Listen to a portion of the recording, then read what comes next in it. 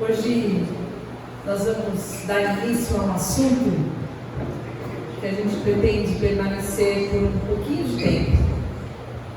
Nós vamos falar sobre uma comunidade centrada no Evangelho. Então hoje nós vamos dar praticamente uma introdução sobre esse assunto.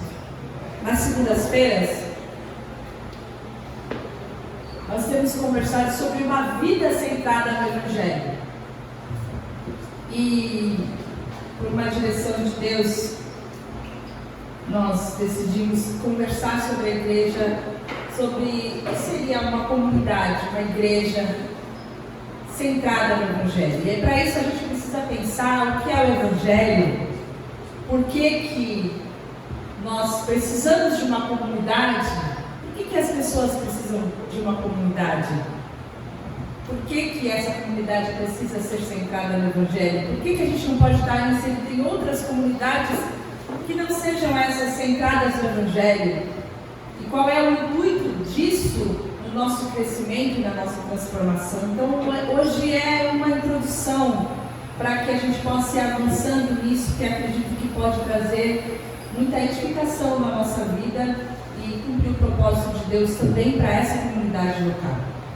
Então, quando nós pensamos no Evangelho, inicialmente, não sei você, mas quando nós nos referimos ao Evangelho, muitas vezes nós temos uma ideia de algo estático, como se fosse um conjunto de normas, de dogmas,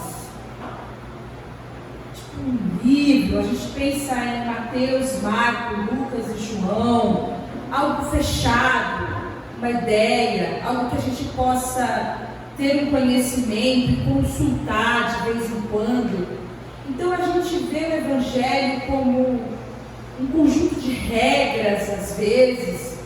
Isso está muito distante do que na verdade é o Evangelho, porque o Evangelho não é só uma história escrita, mas eu gosto muito quando Paulo fala para os Colossenses que o Evangelho, ele é algo que cresce e frutifica.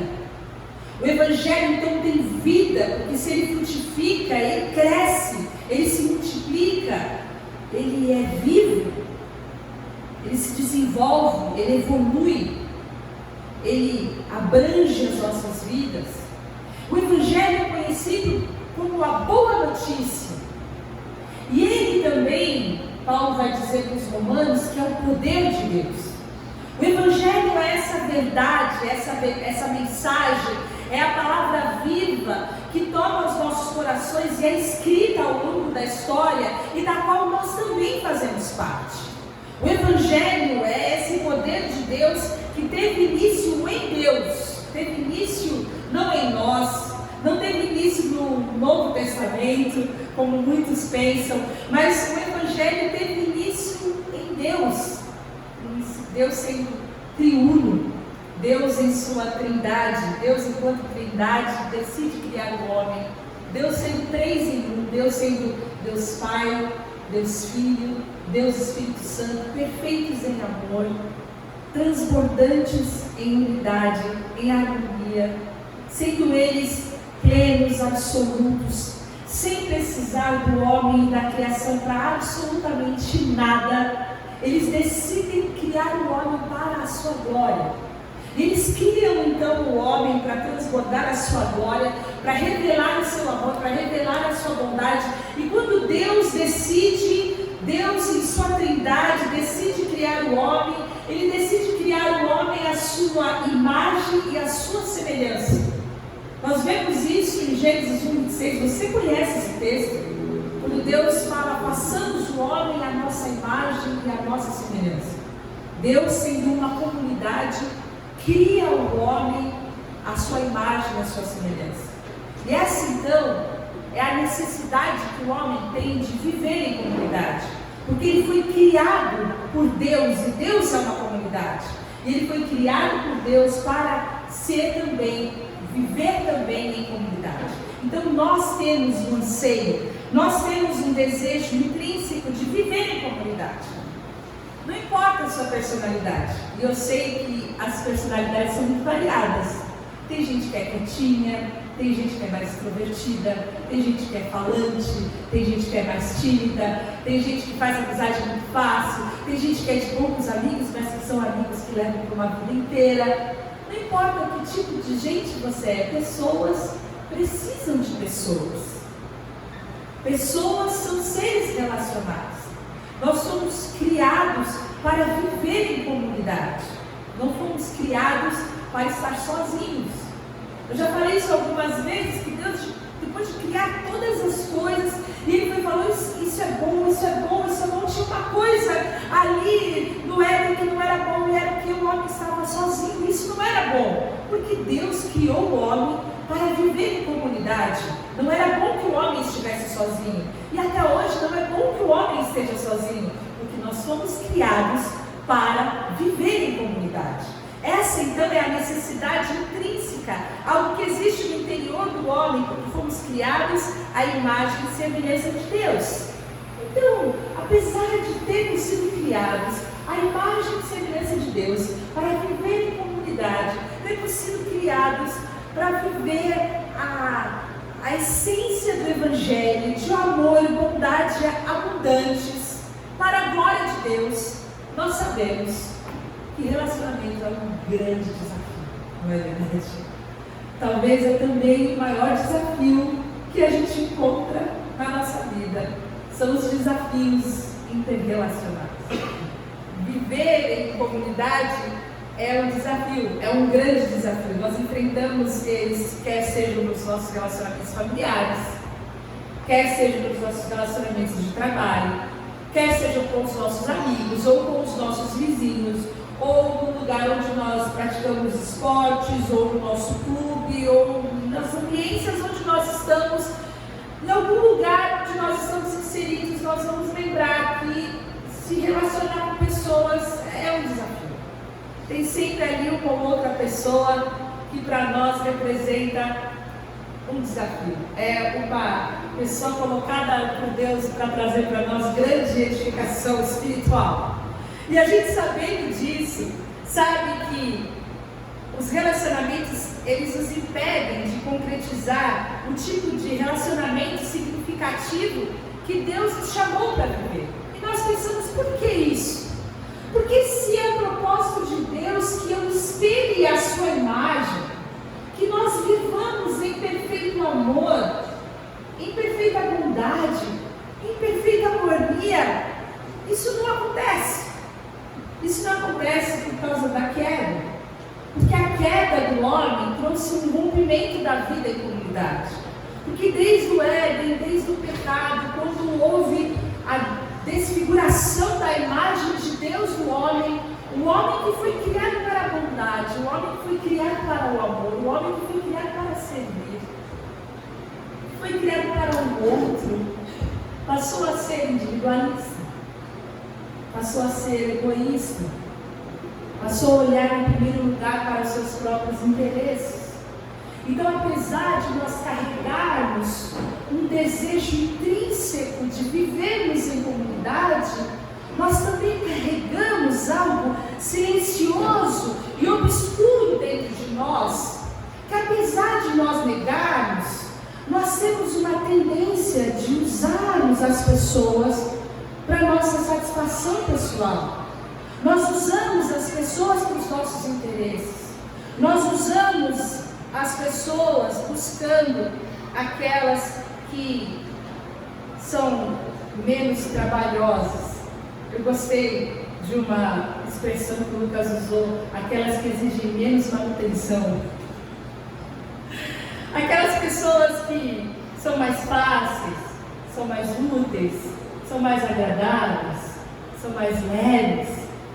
Algumas pessoas que são mais divertidas, são mais vantajosas. Pessoas que têm mais para nos oferecer. Nós buscamos estar mais próximos dessas pessoas, porque essas pessoas são mais interessantes para nós. O ser humano carrega em si um pesado fardo de egoísmo e de individualidade desde a queda. Por causa disso, por causa dessas tendências egoístas, essa esse relacionamento tira a imagem de Deus de nós, essa imagem perfeita de amor, essa imagem perfeita de doação, essa imagem perfeita de serviço, essa imagem perfeita de abnegação, e nós nos tornamos então algo inferiores àquilo que nós deveríamos ser, aquilo para o qual nós somos criados para ser.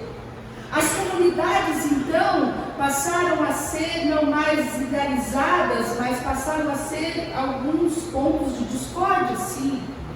As famílias então carregam algumas confusões, mais do que nós gostaríamos.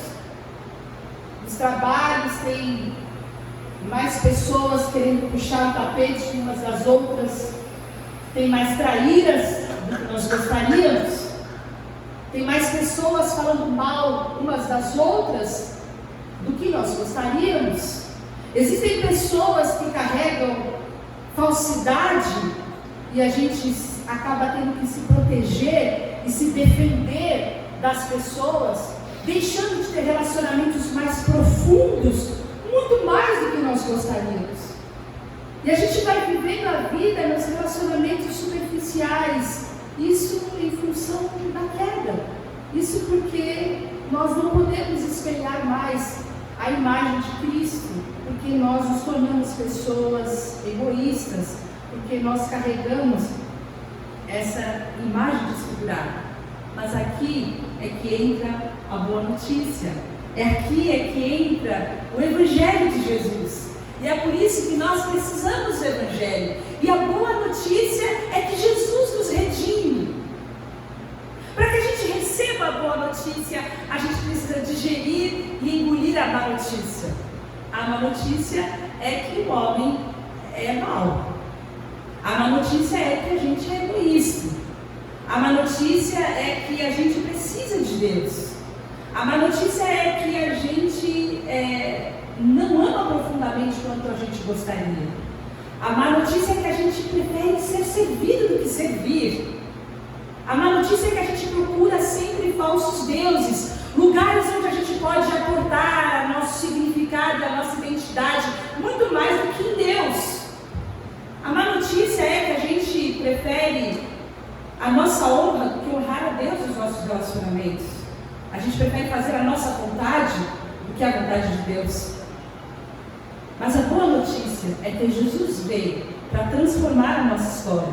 A boa notícia é que Jesus nos redime e Jesus traz para nós uma nova possibilidade. Jesus nos livra não só do pecado, quanto dos efeitos do pecado. Jesus dá para nós uma nova possibilidade. Jesus dá para nós uma fonte inesgotável de um amor puro. Jesus é uma fonte de água limpa e de uma água pura. É assim que ele fala: quem beber da minha água jamais terá sede, terá dentro de si uma fonte. E se existe alguma coisa ruim dentro de nós, que pinga um pouquinho de maldade, eu quero que você possa imaginar o que é você ter uma fonte de água pura jorrando diariamente dentro de você. Da bondade, da misericórdia, do amor de Deus jorrando todos os dias dentro de você. Não há maldade que possa permanecer dentro do seu coração. É essa água pura que vem habitar dentro de nós.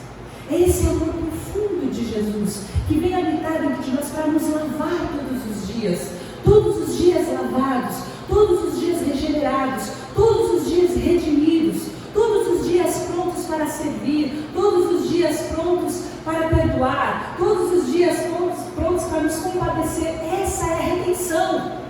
Nós somos redimidos, nós estamos prontos para viver em comunidade. É isso que Jesus faz conosco. Ele é a água limpa e Ele é a fonte que jorra dentro de nós para que a gente nunca mais venha a ter sede. Essa é a redenção. Só que não para por aí. A redenção não é o fim. Quando Jesus nos coloca nessa nova natureza, Ele traz para nós essa nova vida, Ele traz para nós essa nova possibilidade. Ele fala: olha, eu vou fazer uma coisa com vocês. Vocês não vão viver uma carreira só. Vocês não vão conseguir sozinhos. eu vou fazer de vocês um corpo. Eu vou reunir vocês todos. Assim como eu e o Pai somos um, vocês também vão ser um. E vocês vão ser perfeitos em unidade. Vocês todos vão ser um só. E aí a palavra de Deus fala que todos nós somos o corpo de Cristo. E cada um de nós, individualmente, somos membros desse corpo. Isso quer dizer, irmãos, que ser igreja e fazer parte de uma comunidade é muito mais do que a gente vir uma vez por semana, 2 vezes por semana, uma vez por mês, e se sentar num culto e ouvir uma mensagem. Fazer parte de uma comunidade é você fazer parte da vida de outra pessoa, é você estar inserido em relacionamentos, é você viver como família, é você participar da vida, é você saber quais são as aflições, é você saber quais são as alegrias, é você saber pelo que orar, é você saber o que está passando, é você poder contribuir financeiramente com quem está passando uma necessidade, é você poder ajudar uma criança quando um pai precisa, é você viver dentro de uma real comunidade. E quando a gente entende esse sentido, a gente percebe que ser igreja é impossível se você relaciona uma participação religiosa dentro de uma comunidade local. Se você participa da igreja somente como alguém que visita os cultos, você ainda não está vivenciando o que 1 Coríntios 12, 27 fala. Porque participar de uma comunidade é viver a vida junto com outras pessoas, é partir o pão, é comer um bolo juntos, é tomar um cafezinho falando da vida, é contar como é que foi a sua semana, é falar da dificuldade que você está tendo no trabalho, e outra pessoa fala, mas eu vou orar por você, na semana seguinte fala, como é que está lá, como é que foi? E você saber que você tem alguém que você pode dividir seus problemas, que você pode contar. Essa participação da vida uns dos outros vai fazer com que a gente tenha os nossos fardos mais leves, mas também vai fazer com que a gente tenha mais desafios. Porque apesar de nós, uma vez redimidos, sermos livres do poder do pecado, nós não somos livres da propensão ao pecado. Porque se fosse assim, na igreja não teria problema nenhum. Agora é todo mundo salvo, então não tem problema nenhum na igreja. Na igreja, então, ninguém briga, ninguém fala mal de ninguém, não tem maledicência, não tem igreja com problema, não tem igreja que parte, um vai para um lado, outro vai para o outro. Então, a gente sabe que não é verdade. Que apesar de sermos cristãos, na vida, a gente continua tendo problemas. Então, a gente sabe que a redenção não é o final da história. Que nós precisamos, na nossa vida cristã, na nossa caminhada, uma vez que nós já somos redimidos, e nós vamos participar dessa construção sadia, de uma comunidade sólida, nós que cremos no Evangelho, precisamos identificar no nosso coração o que tem nos atrapalhado de vivermos com intensidade esse amor e esse relacionamento com as pessoas. O que nos atrapalha de servir, o que nos atrapalha de vivenciar essa vida em comunidade? A gente precisa ser intencional. Se nós queremos ser libertos desses traços da queda, libertos dos nossos individualismos, libertos do nosso egoísmo, nós vamos precisar passar por transformação. Depois da redenção, nós passamos por uma transformação. E aonde vai acontecer essa transformação? Essa transformação acontece na comunidade. Você já parou para pensar como você é calmo? Como você é calmo até que ninguém te irrite? Como você acorda calmo? Maravilhoso. Como você é amoroso, desde que você tenha pessoas amorosas perto de você. Como você é humilde, se você tem pessoas que te validam, que te apoiam, se você tem pessoas que te ouvem perto de você. Nós somos lindos na prática, na teoria. Coloque alguém para te desafiar perto de você, você vai ver como as suas falhas, elas gritam. Como que a gente se torna uns monstrinhos, como as nossas fraquezas aparecem, como o pior de nós é exposto. Por isso que nós precisamos estar juntos, e é por isso que a comunidade acontece. Porque enquanto nós nos relacionamos, as nossas falhas, os nossos defeitos, os julgamentos, os nossos maus pensamentos, as coisas que não deveriam acontecer, acontecem, e nós vamos sendo transformados, nós vamos nos arrependendo, nós vamos confessando, e nós vamos sendo transformados. A transformação acontece na comunidade. A comunidade é essencial para que a gente seja transformado à imagem de Cristo. Por isso que a redenção não é o final da história. Eu quero ler alguns versículos com vocês. Romanos 12, 10 fala assim: amai-vos cordialmente uns aos outros, com amor fraternal, amor de irmão. Ama com amor de irmão, preferindo-vos em honra uns aos outros. Você vai preferir a outra pessoa ao invés de você mesmo. Alegrem-se, cresçam até alcançar a maturidade, encorajem-se mutuamente, vivam em harmonia e paz, então o Deus de amor e paz estará com vocês. Sirvam uns aos outros mediante o amor. Sejam bondosos e compassivos uns para com os outros, perdoando-se mutuamente, assim como Deus perdoou vocês em Cristo. Eu quero que você pense numa pessoa que é um desafio para você. Aquela pessoa que é a pedrinha do seu sapato. É aquele sapato que você comprou e experimentou rápido, e você saiu com ele para andar no shopping. Você está desesperado para voltar para casa. Esse irmão. E aí eu tenho uma pergunta para você. Não fica claro que isso não é uma tarefa fácil? Não é evidente para nós que isso é um ideal? Que essas coisas, quando são escritas aqui, elas são colocadas para nós, mas nós não vamos fazer isso de uma forma natural e perfeita.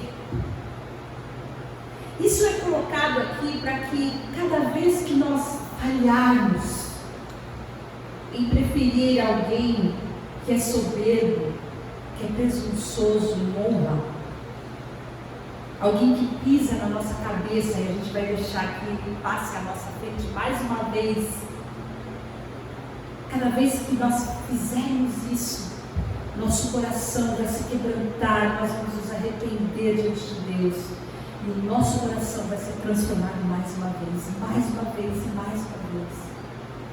E essa transformação vai gerando em nós o caráter de Cristo, porque ninguém foi tão humilde, ninguém foi tão manso, ninguém foi tão amoroso, ninguém foi tão misericordioso como Cristo.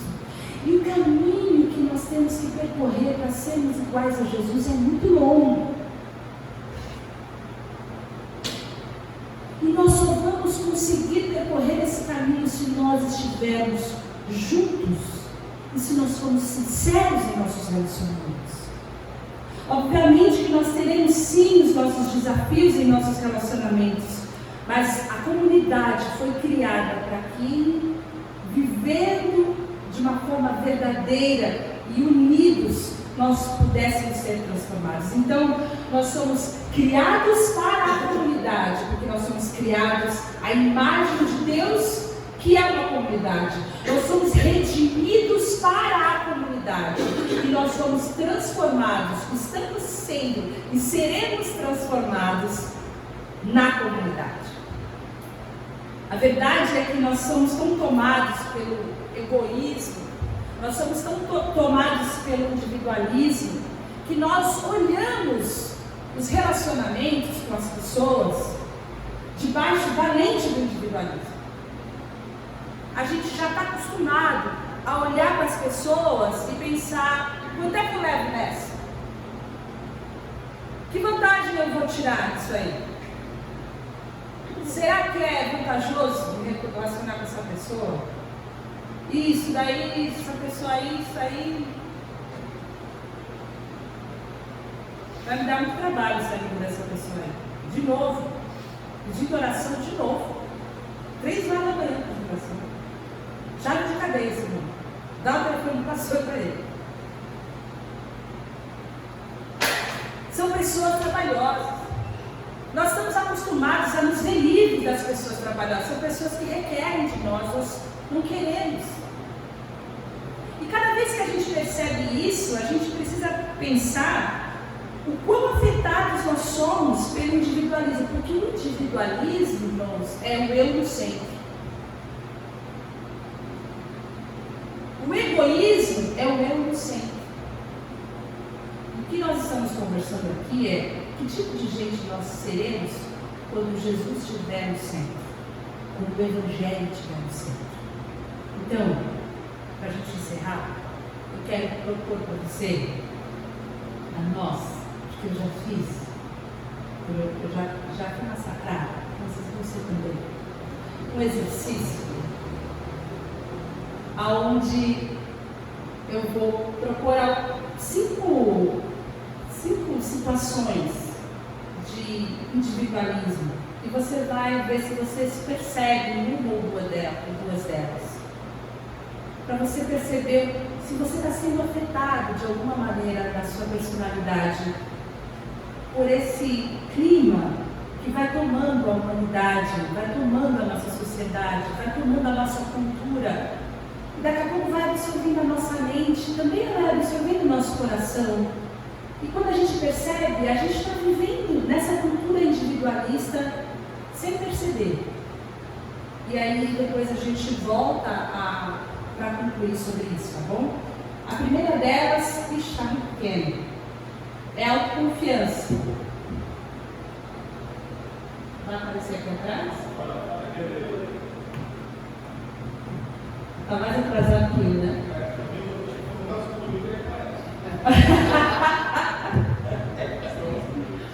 Bom, você se orgulha de sua capacidade de lidar com seus próprios problemas? O bicho está muito pequeno. Dá para vocês verem, não, né? Você se orgulha da sua capacidade de lidar com seus próprios problemas e desafios sem a ajuda de outras pessoas? Se orgulha da sua capacidade de lidar com seus próprios problemas e desafios sem a ajuda de outras pessoas? Você gosta que lhe peçam ajuda, mas raramente pede ajuda a outras pessoas? É difícil para você ser vulnerável a respeito do que se passa de verdade dentro de você, porque são problemas com os quais eu mesmo devo lidar, entre aspas? Com toda honestidade, você acha que não precisa de outras pessoas para crescer espiritualmente, pois as disciplinas espirituais de que dispõe são suficientes, estudo bíblico, oração, literatura teológica? Você sente muita dificuldade em receber presente ou ajuda das pessoas, sem desejar retribuir-lhes de alguma forma? Autossuficiência. Outras pessoas podem considerá-lo um bom cristão, mas poucas pessoas o conhecem de verdade. Você pode ser descontraído, extrovertido, mas seus relacionamentos permanecem superficiais. Pouquíssimas pessoas têm pleno acesso à sua vida. Você pode revelar algumas coisas às pessoas, mas apenas o que deseja que elas saibam, pois não quer que elas cavem muito fundo.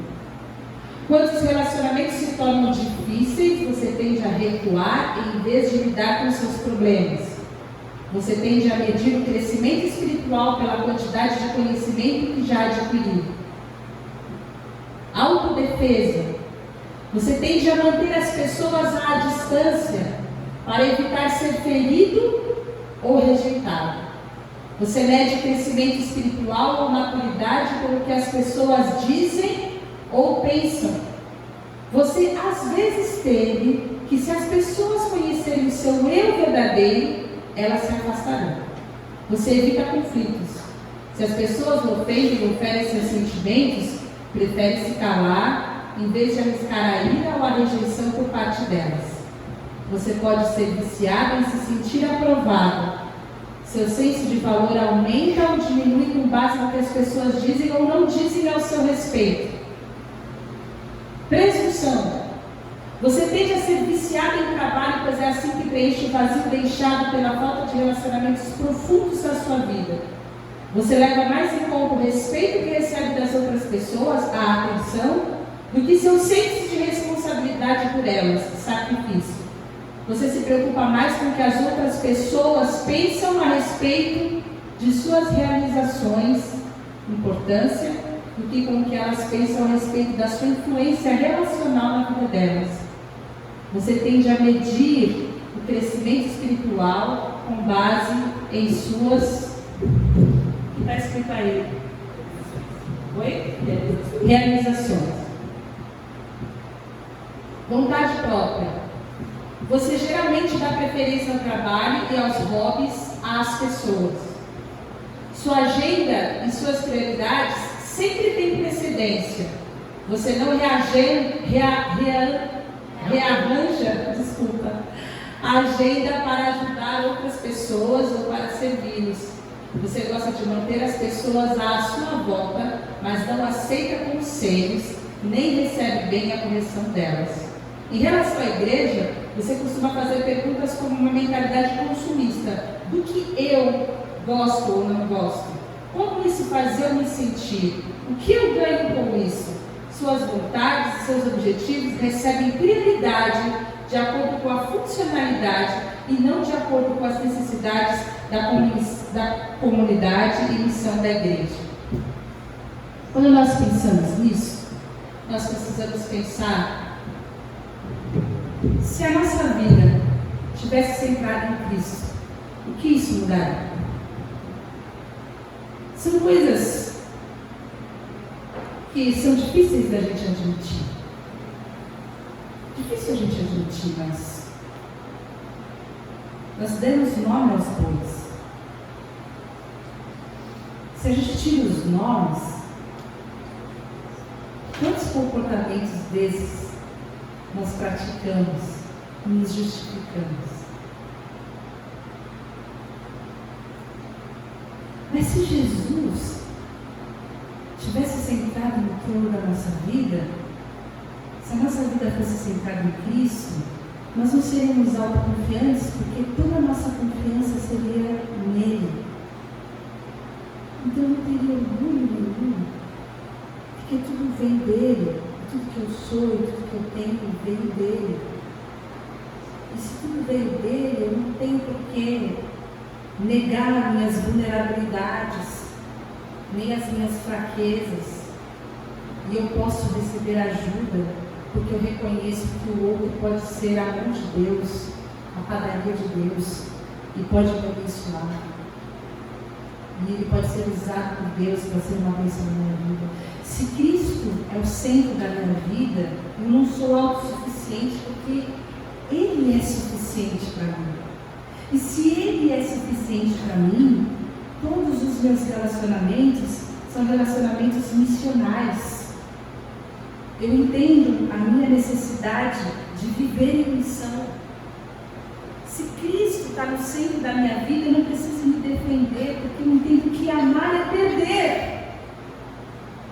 E é óbvio que enquanto eu amar, eu vou perder o meu tempo, eu vou perder o meu dinheiro, eu vou chorar, eu vou me angustiar junto com as pessoas, porque amar é sofrer.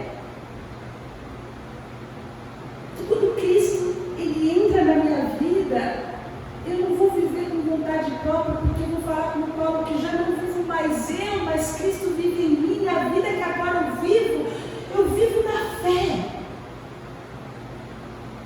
Então, não é mais o quanto que a igreja, se isso vale ou não, mas é o quanto que eu posso servir. A prioridade é Cristo, a igreja é a prioridade, porque a igreja é o corpo de Cristo, e a igreja é a missão onde o reino de Deus está sendo expandido. Então, Cristo centrado na minha vida acaba com o individualismo. E é nesse momento que a minha vida começa a ser transformada. Eu vou postar depois, porque eu sei que é muita coisa, eu creio que o Espírito Santo pode falar conosco ao longo da semana sobre essas coisas, porque eu meditei muito nelas, muito nessas questões. Vou postar depois no grupo da igreja. Porque nós precisamos nos arrepender, irmãos. O mundo vai colocando paulatinamente algumas ideias como ideias normais da nossa mente, do nosso coração. De que nós precisamos nos defender, de que nós precisamos ser o centro, de que você pode dizer não, de que você pode dizer não para as pessoas, de que você, quando na verdade nós somos criados por Deus, para viver em missão, para servir, para amar, para sermos como Jesus. E essa é a missão da comunidade em transformação. E esse é o nosso convite para você. Não só hoje, como nas próximas semanas, que você venha com o coração aberto para ser transformado pelo Evangelho. O Evangelho de Jesus. O Evangelho de Jesus vai nos transformar. Vai nos transformar para a comunidade, vai nos transformar para o mundo, vai nos transformar para Cristo. Vai nos transformar para a nossa família, para as pessoas que nós amamos, vai nos transformar no nosso trabalho, vai nos transformar para que nós sejamos pessoas melhores e a glória de Deus possa ser vista e Deus possa ser glorificado aonde nós estamos plantados. Eu quero orar com você para que aquilo que nós temos recebido não se perca, mas que você possa permitir que o Espírito Santo sonde o seu coração.